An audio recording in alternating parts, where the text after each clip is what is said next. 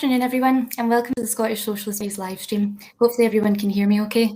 My name's Amy McIntyre and I'm a member of the SSP, and today we're going to be hearing from Richie Venton, who is the Scottish Socialist Party's National Workplace Organiser and, crucially, an elected member of the National Executive of the Retail, Distribution and Transport Workers Union, USDAW, for the past 3 years. So welcome, Richie. Thanks very much for joining us today. How are you doing?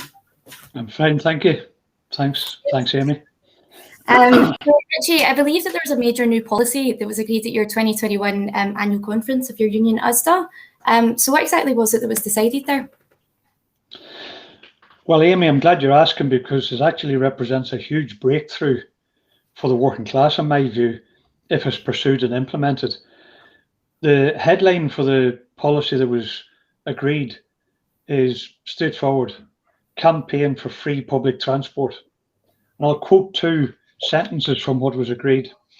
It says, conference calls for full and democratic public ownership of all forms of transport and investment in a fully integrated transport network with free travel for all passengers. Free travel, that's the key phrase.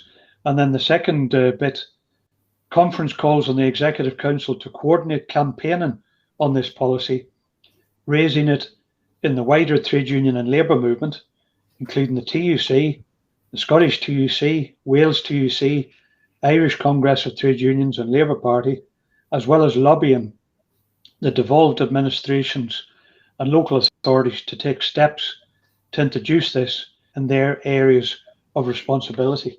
So, in essence, it's saying that all forms of public transport should be taken into public ownership, not left in the hands of the privateers, the profiteers, like Stagecoach and McGill's and Abellio in a different form and so on.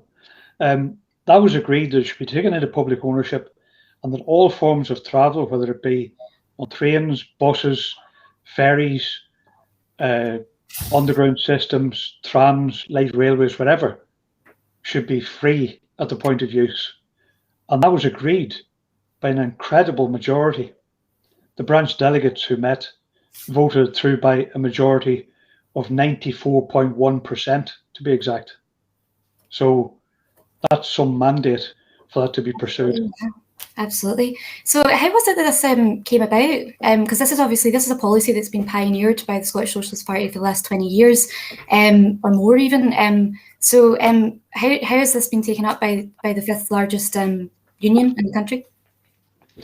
Well, I suppose in a sense, Amy, this is a good example of the role and the duty of a socialist in the trade union movement, in my opinion. Because I've always believed that any socialist trade unionist should combine taking up defence of individual workers in their workplace on a day-to-day basis, but linking that to collective solutions, collective policies that enhance the interests and the well-being of the working class as a whole. So, for example, to use a different example, as the elected workplace convener, I fought tooth and nail for anybody off sick to have full average wages from day one, without exception, and that they shouldn't be punished for being off with the likes of COVID, and that also statutory sick pay should be vastly increased. I and the rest of the socialist minority and the national executive of our union helped to make that the official policy of USDAW just over a year ago, when the pandemic broke out. And in turn, recently, I was asked to move that policy on behalf of our union at the Scottish TUC Congress. And that made it the policy now of the entire Scottish trade union movement, that all workers should have their average wages paid if they're sick from day one, for as long as it takes to recover, and statutory sick pay should rise to the equivalent of 350 quid a week for a 37-hour week. So that's an example of taking up something specific in your work and making it a more general policy. On free public transport, as an SSP member, but also an USDAW member, an individual member, I wrote this, what's called proposition in the jargon of USDAW, a policy motion. I wrote it, took it to my own union branch of USDAW, which is the Glasgow #1 miscellaneous branch, explained it to the members present. They were convinced. It was put forward to the annual meeting, the annual conference, the annual delegate meeting, and that's where the branches had all sorts of delegates from across Britain, and they voted by, like I said, 94.1% in favour. So it's now the official policy of a union with around about 400,000 members, the fifth biggest in the country. And it's another example of a pioneering policy that's been adopted by that union because of what we've put forward from our union branch. The others being a decent level of minimum wage, which I think should be £12 now, not 10, a 16-hour guaranteed minimum working week, and a maximum income legally capped at 10 times the legal minimum wage. Those are all policies that we initiated through our branch and became national policy. So that's, I think, an example of dealing with the specific, defending members day to day, but then trying to broaden it out, generalising the solutions. Absolutely. It's really positive news, really, really positive. So I'm wondering then, for people watching, why should workers support free public transport? Why should they support this policy? Well, I suppose in a phrase you could say it's good for their health, their wealth, and their well-being. Because, first of all, domestic transport is the biggest single cause of greenhouse gas emissions, carbon dioxide and so on, in Scotland. Road transport, domestic road transport of all forms, makes up 3/4 of all that emission. And cars in themselves are the cause of 45% of all the domestic transport pollution that causes climate catastrophe. And also, in case you just hadn't spotted, one of the reasons I keep coughing is I'm asthmatic. And asthma has become far more rampant in the population than it was in the past.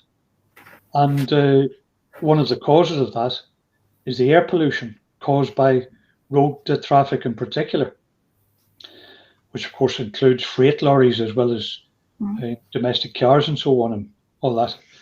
So if there was free public transport and it was made into, zero carbon forms of transport as well, that would be good for the people's health. It would also be good for the, if you'll pardon the phrase, the wealth of the working class, because we suffer a country with dire levels of in-work poverty. There's roughly 1 million people in Scotland below the breadline, and an absolute majority of those are in jobs. We've got the position where, for example, during the pandemic, the expression key workers became common parlance. Well, actually, there's 920,000 key workers in Scotland, ranging from health workers, social care workers, retail staff, utility workers, postal services, transport workers, bin collectors, and so on. And those adding up to 920,000 people, they've had a 15% pay cut in the last decade. And 1 in 3 of them are still on less than £10 an hour.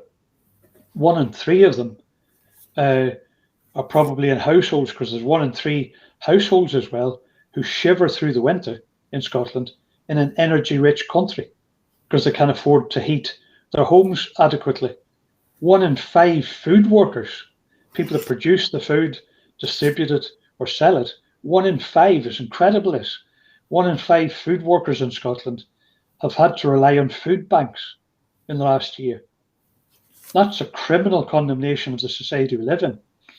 And just the savings on the cost of travelling to work alone, when you think about the cost of a bus ticket or train fares and so on, depending on how far away you are from work, but as an absolute minimum, that would be the equivalent, if it became free public transport, the equivalent of at least £1,000, £1,200, £2,000 a year increased disposable income for every worker. And also is good for people's well-being. The one simple point I'll make on that, social isolation is in part caused by the cost of transport. People can't afford to travel, sometimes even to the city centre, let alone to visit family who are frequently more scattered nowadays with the way families' structures have changed. And so the social isolation that curses people with is also one of the causes of mental health problems. So I think both in terms of health, in the physical form of pollution causing respiratory illnesses, amongst other things, as well as climate chaos in general, the wealth or income of the working class being vastly improved, and their mental well-being and their social well-being, emotional well-being, of less social isolation. All those are some of the reasons why everybody should support the idea of free and properly expanded, fully integrated public transport. Absolutely. So it would reconnect communities again, really. I was also thinking that perhaps maybe it would increase sort of social mobility and things as well, because people will be able to travel about more for job prospects and things. Also, for everyone that's watching, you'll see on screen links to the policy on our website if you want to check out our free transport policy. But we also support free education. You'll see it on our website as well as our other policies as well. So going on from that, Richie, what do you think this policy would mean if it was implemented for retail workers specifically, and thinking about their families and stuff as well? It would mean a world of difference, actually, because retail workers are amongst the lowest paid in the country. It's the second biggest workforce in Scotland and Britain, but they're amongst the lowest paid. I mean, for example, supermarket workers are generally on about $9.30, $9.50. The best paid now are Morrison's, who have won the breakthrough through the union of £10 an hour just last month, which doesn't make them millionaires, to put it mildly. Like I said, I think that needs to be 12 to match inflation compared to when we first fought for £10 7 years ago was the minimum. But low pay, insecure hours as well. Most retail supermarket workers, especially, are only guaranteed about 8 hours contract. So that's the starting level. So that's why the idea of a £12 minimum wage and the guarantee of a 16-hour minimum week for anybody who wants that are critically important. But also free public transport and other universal basic services being delivered free, such as free school meals, which, by the way, was also agreed at the conference and was a policy we put forward from our branch of the union. But those measures would transform the lives of hundreds of thousands, because what they face at the minute is bus routes being cut, fares rising on trains and buses far above inflation, far above wage rises, and for many, including people on night shifts or working later in the day, there's not only poor public transport connections, but none. So also, when people rely on trains, quite often they go to stations that have no staff anymore because they've cut back on that. Station staff have been chopped in many cases, making it unsafe, for example, for women in particular, but also impossible to use for a lot of disabled people. So free public transport, by definition, would have to include a vast expansion of the whole network. And that would give workers, especially lower paid workers, a real alternative to reliance on cars, and cars which in any case cost a fortune, particularly after the rip-off insurance company merchants have had their slice of profit. So it would vastly enhance the living standards and lifestyles. That's brilliant. And I'm wondering, how does this policy differ from what's been offered by the Scottish Government, for example, or even the Green Party, other parties? Well, the Scottish Government makes great play or claim to being environmentally friendly. There's a bigger picture on that I won't take the time to dwell on, in the fact that the offshore, most of their pollution, and the offshore, the jobs that goes with any new green forms of energy production. So that's a subject in and of itself. But sticking to the transport question, they have caved in and just passed on Westminster Tory government the cuts, and then devolved those cuts to the likes of transport services, which the Scottish Government, of course, is in charge of. And they've also cut back on funding to local authorities, which means it's a tune roughly overall of some like 3 billion in the last decade. So that means that the travelling public are not really given a decent public transport system, partly because of the cuts that they've passed on. And also the Scottish Government have persistently failed and refused to take our railways into democratic public ownership, or to fund the local authorities adequately to take over buses into a municipal bus service, like in many cases it used to be and still is in Lothians. And there's an awful lot of what I'd call green virtue signalling takes place, which doesn't really cut the mustard and doesn't do anything, frankly, a lot of the time, to the material interests and well-being and livelihoods and standards of the working class. And then you come to the Scottish Green Party. Now, a lot of things, they have actually borrowed quite a number of our policies on environmental questions. They were initially opposed adamantly at 2 conferences in a row. The idea of free public transport, for example, but eventually conceded to that idea. But when it comes to it, what do they do in practice? Well, 2 years ago, they came up with a Baldrick-like cunning plan. 2 years ago was the price of propping up the SNP's budget, which did include cuts to local authorities. The Scottish Greens came up with the idea and convinced the SNP to agree to it. The idea of giving local authorities the power to introduce parking fees for workers at their workplaces. So if somebody in a factory or a warehouse or a supermarket or a big school or whatever was to drive to work, then they could face the prospect of an annual fee for doing so, for having a parking space. Now, the one city that introduced that scheme, which to be clear, I totally oppose, but the one city that introduced it in Britain was Nottingham. And it cost, at least a couple of years ago, the last I checked, over £400 a year for each parking space. And over 90% of the employers passed on the cost of that to their workers. They had the choice to pay for it themselves as an employer. But of course, if they got the choice, we know which choice they'll make. Pass the buck to the worker to pay the £400 or whatever per annum for the privilege of parking outside your workplace while you do your job. Now, I'll illustrate this on a personal level. For 12 and a half years, I worked in a retail giant where it involved me going to work at 3 or 4 o'clock in the morning. And not only was there a poor bus service at that stage, there was none. There was no such thing as a bus to go where I was going. So I had to drive.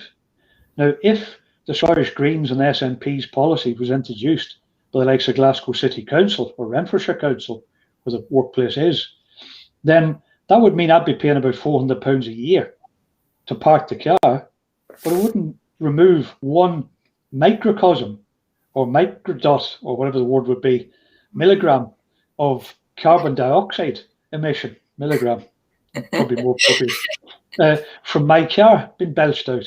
It wouldn't do anything to combat pollution, but would add to poverty amongst the working class. And I think that, frankly, is a lesson that of what happens if you try to greenwash capitalism and not base yourself on policies that are rooted in the needs of the working class, carried out by working people on their own behalf. No, I completely agree. I completely agree with that. It's a really, really good point. And I've often heard you talking about a socialist Green New Deal, a recovery plan. So I'm wondering how this policy could contribute to the economy at large and going forward. Well, alongside things like the production and distribution of green energy that I know we often refer to, this free public transport idea could create a bonanza of job creation on at least 4 straightforward fronts right away. First of all, on the expansion and upgrading of transport networks. for example, the reopening of railway stations, the reopening of some of the lines, the expansion of new lines into new areas to provide train services to people. So the expansion and upgrading of transport networks is one job creation scheme. Another would be the building of the rolling stock for the railways, fleets of electric buses, trams, light railways, new ferries, because at least half of the ferries that service the coastlines of and islands of Scotland are completely clapped out and need renewal, including for environmental reasons. So the building of the stock to provide an integrated transport system that's free at the point of use would create vast numbers of jobs. And then there's the operational staffing required, to run those public transport services, trains, trams, undergrounds, buses, ferries, and so on. And for example, just one example, the Scottish TUC very recently, last week in fact, produced a document, Green Jobs for Scotland. And for the transport industry itself, it proved that 34,000 jobs could be created in 2 years, and vastly greater numbers later. 34,000 in 2 years.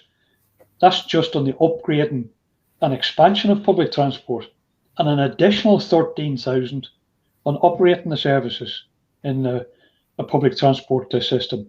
Now, I think that's probably quite a conservative estimate on job creation for this reason.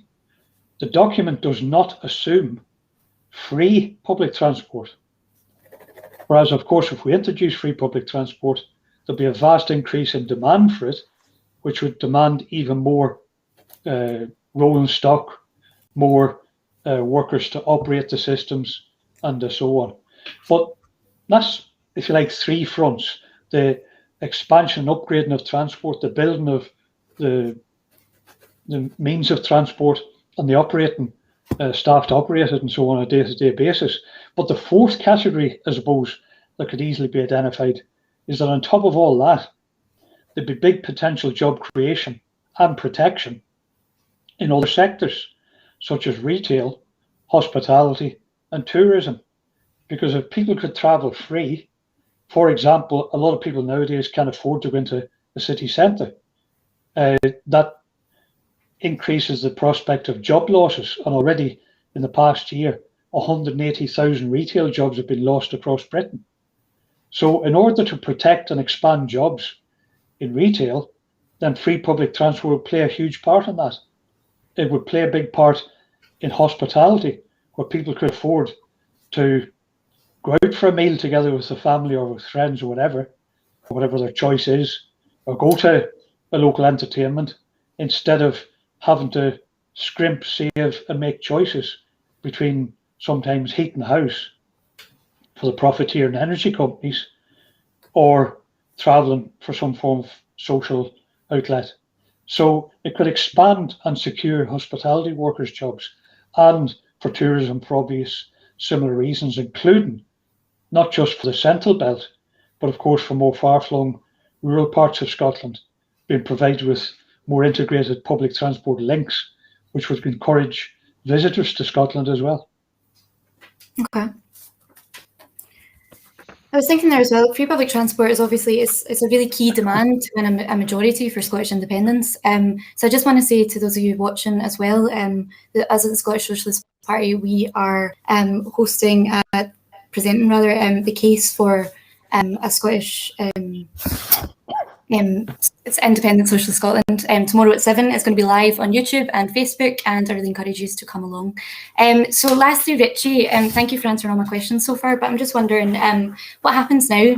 How do we get this decision carried into action, and how can we get the viewers at home to help to achieve that? What would they have to do to help? Well, that's a very good question, Amy, because obviously a policy, until it's acted upon, is only as good as the paper is written on. Yeah. Then it needs to be turned into action.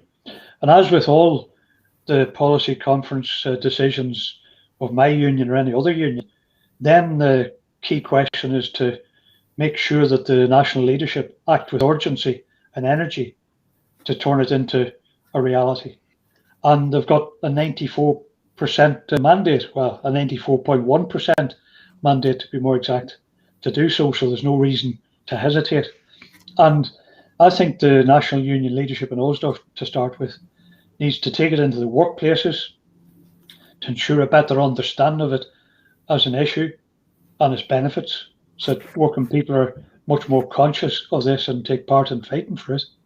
They need to take it onto the streets, alongside the fact that I succeeded a couple of years ago in getting our union to go out onto the streets, campaigning to save our shops and for a decent wage and a 16-hour minimum working week for all that wanted it. We need to take it into the wider trade union movement, including the British TUC, that's meeting prior to the COP26 coming up, and the Irish trade union movement, as well as obviously in Scotland and so on, and use that to put the potential power of the trade union behind this demand. Because it's all right, the Scottish Socialist Party fighting this, and we have done for 20 years consistently. We've been the only party to do so. But there's a world of difference when an organisation of 400,000 members, and then in turn, if we succeed in getting the entire trade union movement, such as the 600,000 member strong Scottish TUC, to adopt this unequivocally, if we get the British TUC with the best part of 7 million workers affiliated, that's a world of difference. And that is where the pioneering work of the SSP, attached to the mass organisations of the working class, comes into its own. So the need to lobby the governments as well, the trade unions do, because it was agreed in that proposition policy statement that I read out to you, to lobby the devolved governments to introduce that, and local authorities, councils, to do so. And already there's people involved in trying to get the likes of Glasgow City Council to do that in the run up to COP26. And in fact, the STUC agreed a statement that it doesn't unequivocally say free public transport, but says affordable or free. And I think the unequivocal free public transport is what's required in this day and age, given the levels of climate catastrophe and poverty and social isolation. So that's what needs to be done. And I'll finish by saying this. I'm happy to meet with and speak at any branch or gathering of members of my own union on this subject to discuss how we can pursue it. Likewise with members or branches of any other union or trade union council or whatever, to discuss and defend the policy and debate it out, and hopefully persuade others to fight for it as well. And ultimately, I would say this: if viewers want to really get stuck in to try and achieve this as rapidly as possible, because it's an urgent necessity, given the levels of pollution and poverty, then take it up in your own union, but also consider joining the one and the only party that's consistently fought for this in the last 20 years, for the last 20 years plus, and that's the Scottish Socialist Party. So this is a huge breakthrough, a monumental achievement, but now it's a question of trying to turn it into action, and everyone can play their part, either in their union, their workplace, regardless of which union, and also if they believe in what we've just been saying, by joining the party that's fought for this, the SSP. Absolutely. Thanks so much, Richie. It's been really insightful and inspiring, really. So for everyone watching as well, thank you so much for joining. And yeah, I just echo what you said, Richie. You know, if people are interested in this policy, they care about the environment, they care about improving workers' rights and making transport free at the point of use and reconnecting communities again, then of course, you should join. You should join the Scottish Socialist Party. And work with us to make that a reality. So thanks so much again. Thanks, Richie, for being here, and everyone have a great day. Thanks very much, Amy. Thanks a lot. Cheers.